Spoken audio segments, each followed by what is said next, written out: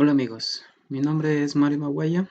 Bueno, para este quinto video vamos a continuar con lo que es el análisis estructural aplicando la normativa ecuatoriana de la construcción. En el anterior video pudimos definir en sí las cargas gravitacionales y las asignamos a nuestros elementos losa, como podemos ver a continuación, manera de verificar si se asignaron correctamente. Bueno, ahora lo que vamos a asignar es en sí un diafragma cada, para cada piso. Lo que quiere decir que los elementos los elementos viga y los elementos losa van a trabajar como si fuera un solo elemento rígido, debido a que estamos haciendo el análisis más crítico para columnas. Entonces, para ello asignamos el diafragma. Entonces, primero lo que tengo que es definir el diafragma. Para definir el diafragma en sí se define o se asigna un diafragma por piso. Como son 3 pisos, el programa por defecto me crea un diafragma, entonces yo tendría que agregar 2 diafragmas. Entonces, aquí me da como dos opciones, ya sea un elemento rígido o semirrígido. Entonces yo voy a asignar para un elemento rígido.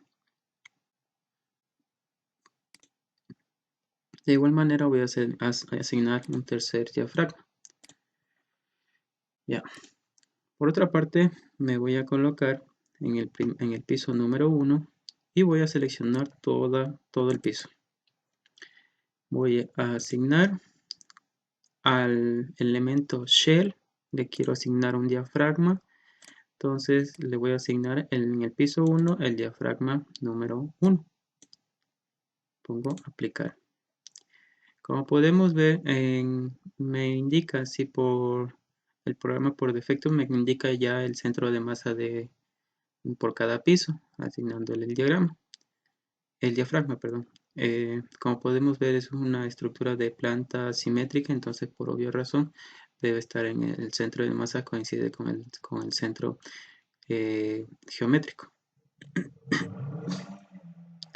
Bueno, asignamos a los siguientes pisos, selecciono, asignar un diafragma 2, de igual manera al tercer piso,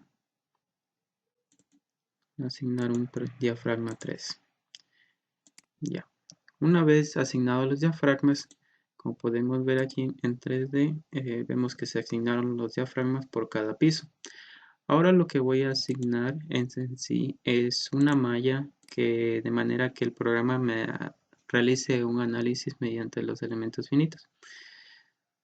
Por defecto el programa ya realiza este tipo de análisis internamente.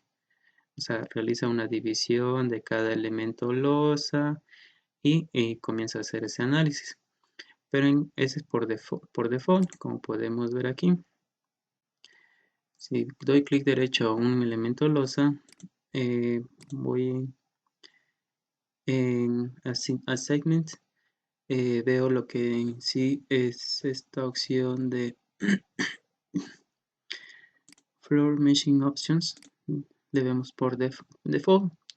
Yo en este caso le voy a modificar para que me haga un análisis, una división, una división más grande, o sea, con los cuadritos que se vaya a dividir cada elemento losa sean mucho más pequeños para que sea un análisis en sí más preciso.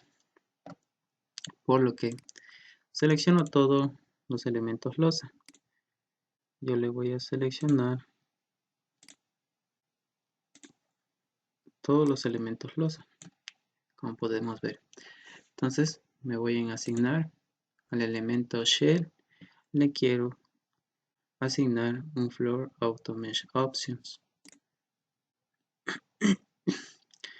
Entonces lo que yo le voy a seleccionar es esta opción, que sí seleccionar y dividir para los elementos, ya sea, aquí existen varias opciones, ya sea mallado para vigas y otros elementos, línea, vertical, todo esto.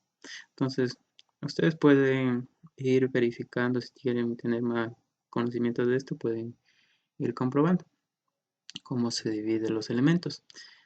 Entonces yo voy a seleccionar esta cuarta opción. Quiero que se me divida cada elemento losa para punto 5. Entonces cada cuadrito que yo tenga va a tener una división de 0.5 metros, tanto en la dirección en X como en la dirección en Y. Como podemos ver aquí, me sale con esta opción que se asignó el mallado. Entonces, ¿cómo voy a verificar si es que se me hace una división más pequeña? Entonces yo voy aquí donde está el visto, selecciono Shell Analysis Mesh, entonces le pongo OK, me debe dar la división de cada elemento losa. Entonces, como podemos ver, nuestro modelo estructural en sí es simétrico, por lo que la división en sí coincide esta unión de este elemento estructural con esta unión de este elemento estructural. Si en un caso se tenga un elemento que no sea de esta forma regular, eh, eh, normalmente saben salir estas divisiones muy disparejas, muy descuadradas. Entonces hay que tener en cuenta que esta división esta conexión sea igual, sean simétricas. Entonces, bueno, eso hay que tener mucha precaución para cuando quieran hacer un análisis estructural. Bueno, continuando, lo que voy es a definir ahora las cargas sísmicas. Ya, entonces, para entender lo que son las cargas sísmicas, hay que asignar una carga sísmica bajo las condiciones estáticas y bajo las condiciones dinámicas. Entonces, anteriormente ya habíamos definido en sí los sismos para ya sea en sentido en X o sentido en Y en las condiciones estáticas. Yo lo que voy es a modificar cada uno de ellos. Entonces, como podemos ver, en sí me da por defecto, me da seleccionado para las dos direcciones, ya sea en la dirección en X o la dirección en Y. Yo lo que voy a hacer a los sismos en X, que sea todas las direcciones en X. Y de igual manera los sismos en Y, todas las direcciones en Y. Entonces voy a desactivar estas opciones. Y además me pide ingresar un coeficiente de cortante basal y el factor K. El factor K, a ver, veamos lo que dice la normativa. El coeficiente de cortante basal en sí depende mucho del periodo. Entonces, el primer método que nos indica para calcular el periodo de la normativa ecuatoriana nos indica mediante esta ecuación, donde nosotros tenemos un coeficiente que depende del tipo del edificio, la altura máxima del edificio, que depende del número de pisos, medidas de la base en metros, y aparte nos da un coeficiente alfa, que también depende de la estructura. Para nuestro ejemplo, nosotros vamos a decir que son pórticos especiales de hormigón armado sin muros estructurales ni diagonales rigidizadoras. Perdón. Por lo que nosotros debemos de asignar el valor de 0,055 para CT y alfa de 0,9. Entonces, yo ya tengo calculado aquí normalmente esta ecuación. Entonces, para lo cual me dice que el periodo fundamental, de acuerdo a la ecuación que nos indica la normativa ecuatoriana, debe estar alrededor de 0.4. Y este no debe ser mayor a 1.3 veces el periodo fundamental que indica la NEC. Entonces nosotros hay que tener en cuenta que para nuestro análisis estructural debe estar alrededor de dentro de este rango nuestro periodo fundamental en el análisis del modelo estructural. Siguiendo, podemos ver que la norma ecuatoriana también nos indica una ecuación para determinar el cortante basal. Entonces, revisando el cortante basal, nosotros tenemos que calcular esta ecuación. Entonces, el cortante basal se determina mediante un coeficiente que se obtenga mediante esta división por la masa reactiva que antes habíamos mencionado. Entonces, como podemos ver, entonces depende de esta ecuación depende de una importancia, el coeficiente de importancia, el factor de reducción de resistencia, también de la aceleración que se tenga para el periodo fundamental, eh, y las excentricidades en planta y en elevación. Entonces, si se quiere tener mayor conocimiento acerca de dónde se puede o qué valores nosotros debemos de considerar, entonces aquí la norma mismo nos indica en qué punto, en qué sección de la NEC podemos encontrar en sí los valores de importancia, los valores de reducción de resistencia sísmica, las excentricidades en planta, elevación. Entonces, bueno, entonces todo esto ya deben de revisarlo en la normativa. Entonces, a manera de ejemplo, nosotros vamos a definir que estamos haciendo un análisis estructural en la ciudad, en la provincia de Pichincha, veamos, ya. Entonces, al seleccionar una provincia de Pichincha en la zona 5, podemos ver que tiene un factor Z de 0,4, que como es en la sierra, en sí el valor de N va a ser de 2,48. El suelo, bueno, veamos para un suelo tipo C, bueno, dejémoslo en D ya. Para un suelo tipo D, entonces automáticamente yo obtengo a partir de la NEC, tengo los factores FA, FD y FS. Me calcula también los ramales del espectro de respuesta, TO, TC, y este sería el periodo límite, que sería normalmente para 4 segundos. Se hace normalmente para 3 segundos el espectro de respuesta, o para 4 segundos, ya depende de su gusto. Entonces el R, como habíamos dicho, el R en sí para todos los tipos de suelos excepto los tipos E va a ser igual a 1. El coeficiente de importancia R, nosotros le vamos a tomar un R igual a 8 a manera de ejemplo, y la importancia debido a que en sí son estructuras de ocupación normal va a ser igual a 1. Las excentricidades en planta y en elevación van a ser igual a 1 debido a que no tienen irregularidades tanto en planta y tanto en elevación. Entonces, mediante las ecuaciones que nos indica la NEC, nosotros obtenemos el gráfico del espectro de respuesta elástico e inelástico. El inelástico, como sabemos, es afectado por un factor de reducción de respuesta de resistencia sísmica.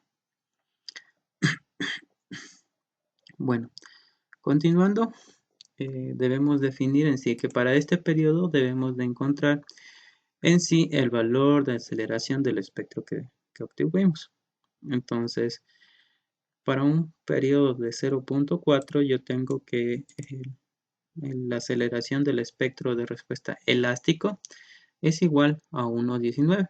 Entonces yo le voy a modificar a 1,19. Entonces, el coeficiente de cortante basal que nos indica la norma ecuatoriana nos vamos a tener igual a 0,149. Entonces hay que recalcar que la norma ecuatoriana nos indica este valor, 0,29. Por otra parte, hay que determinar también el factor K, como nos indica la norma, como nos indica en el programa. En el programa también debemos ingresar un factor K que en sí nos va a servir para la distribución por piso o la distribución vertical del cortante basal. Entonces, revisando lo que dice la norma, aquí nos muestra en la página 25 de la parte 2 de la NEC, del capítulo de peligro sísmico, nos indica que si el periodo es menor a 0,5, el valor de K va a ser igual a 1. Si se encuentra entre un rango entre 0,5 y 2,5, el valor de K va a ser calculado de acuerdo a esta ecuación. Y si el periodo es mayor a 2,5, el valor de K será igual a 2.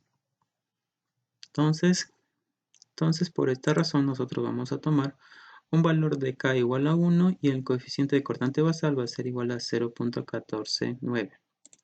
Entonces, ingresamos esos valores en nuestro programa y yo voy a definir, aquí es muy importante, yo voy a definir desde qué punto se genera en sí la acción sísmica debido a las condiciones estáticas.